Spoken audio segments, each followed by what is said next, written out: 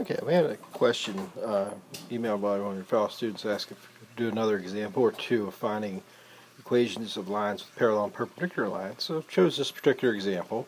I'm going to find an equation line that goes through the point 2,6, and the first way is parallel to that line, and secondly then is also the one that's perpendicular to that line that goes through 2,6. So whether you're asked about parallel or perpendicular, the first thing we have to do is find the slope of our line. So what I typically like to do is when I'm finding something parallel or perpendicular to some line, I like to give that thing a name.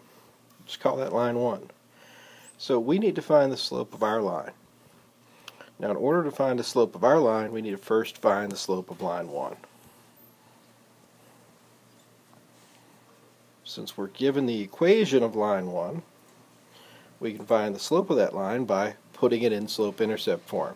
In other words, by solving that equation for y. So to solve for y, we can start by bringing the 2x to the other side by subtracting it. And then we want to get y by itself, so we divide by -5. And then you want to distribute that through to each piece and simplify.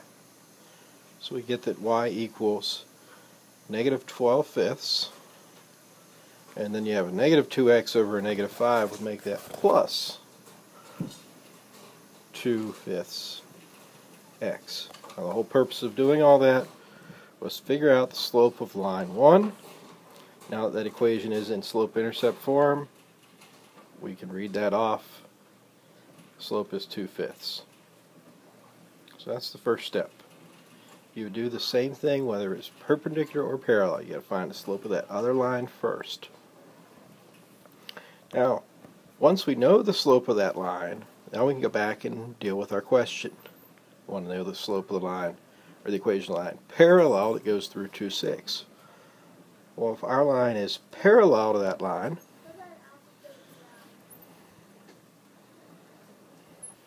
now since our line is parallel to that line, we know parallel lines have the same slope, so therefore our line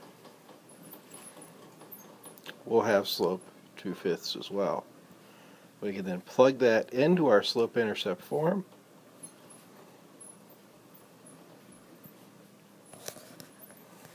Now we just need to take our point 2,6, plug that in for x and y.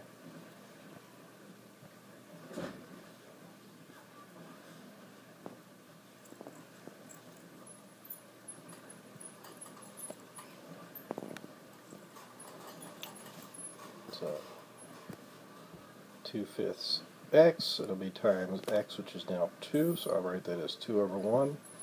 And now we just want to find b. So simplifying,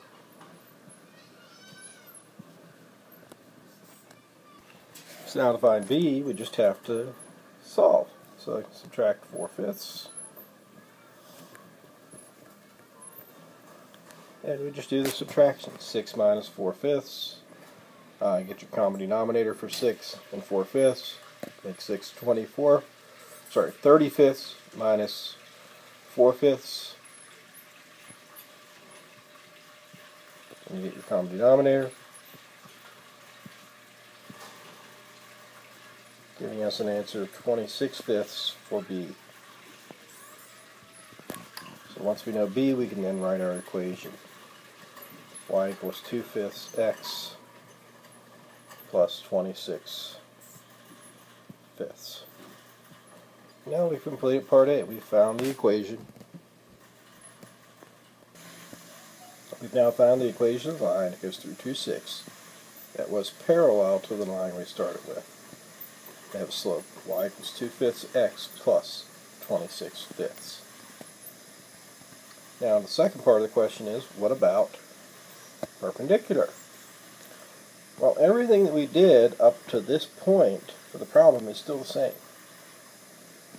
We first figure out the slope of line 1. When we now start trying to figure out the slope of our line, that's where things get a little different for a moment. So since that line had slope 2/5, and now our line is, and now since that other line had slope 2/5, and our line is perpendicular to it. Our line, remember, perpendicular, it's going to be the opposite, so that's positive, it's going to be negative, of the reciprocal, so -5/2. And once we know the slope of our line, we can then plug again that into our slope-intercept formula.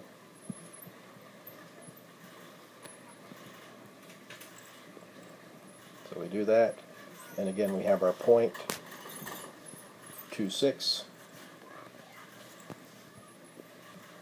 and we will plug that in for x and y. So 6 goes in for y,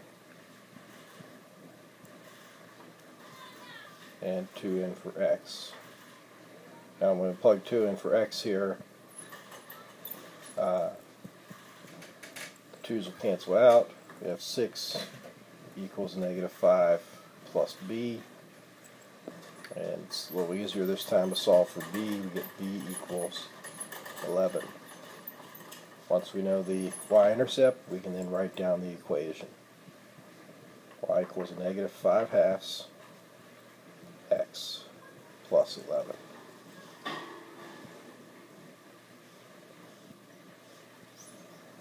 Okay, so now we have found the slope of the line perpendicular to that line.